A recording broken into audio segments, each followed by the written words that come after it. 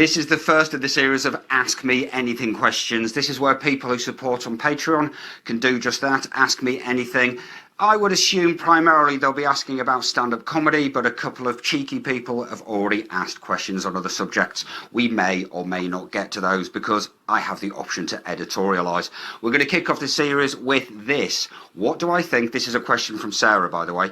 What do I think about acts performing under the influence? And clearly, it's an excellent idea. Those who perform on a stimulant such as crack or meth, well, they speak very quickly, maybe a little bit such as myself. They can squeeze in more jokes into their set. They're not going to feel the usual level of nerves. And clearly, I'm not being overly serious on the idea of performing on a stimulant such as methamphetamine or crack cocaine. Clearly, a much better choice will be LSD, because then you tap into your create. No, I'm being silly here as well. In most cases, I assume Sarah's question is really about the idea of performing under the influence of alcohol, because more often than not, that's the only drug that's readily available in the venue. And my honest feeling is and I'm no Puritan, please rest assured I'm absolutely no Puritan, but my honest feeling is that if you need to have a drink to get up on stage, definitely try and limit it. It might be a case of a bit of Dutch courage to manage the nerves. One glass of something isn't likely to make a world of difference. Much more than a glass of something quite likely will make a world of difference. And it comes down to a couple of aspects primarily, I feel. One of those would be that if you actually have to have a drink so that you can perform, then that to me appears like a slippery slope.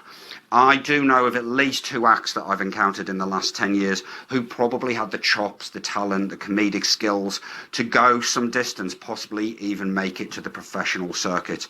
But their drinking problems off stage curtailed those choices for them. People didn't like what they were doing. Often they were just too drunk. So it can be a slippery slope. One drink just to get some Dutch courage, possibly so. After you've performed, knock yourself out, drink as much as you like. The venue always appreciates that.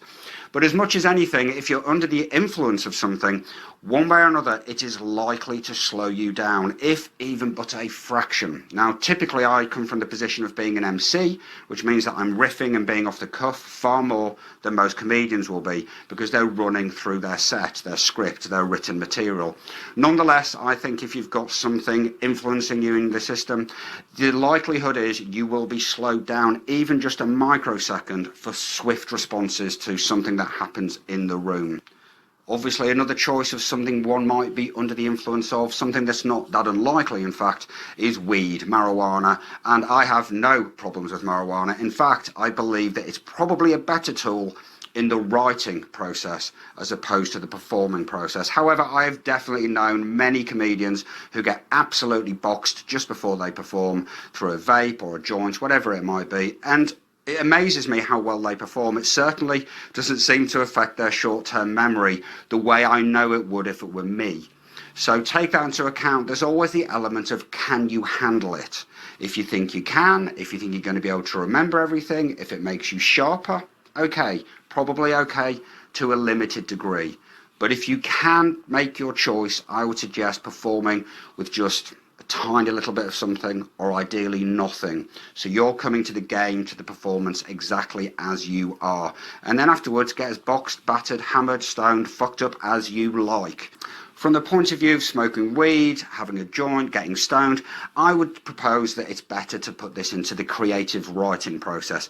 Maybe you wander around, coming up with premises, jotting them down, and then smoke a joint, if this is for you, and then flesh them out whilst under the influence. Or maybe you're wandering around looking for inspiration and ideas while stoned, and then my suggestion to you would be to go and write while you are sober. If you want to get high, give it a try. But my suspicion is if you want to stay pure to your art and sustain a good reputation off stage and be as sharp as you can, because a line of coke might make you sharp on a certain show, but it's a slippery slope.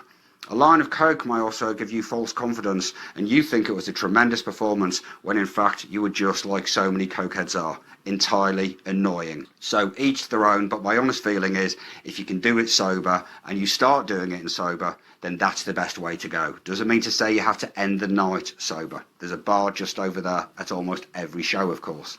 I hope that helps, Sarah.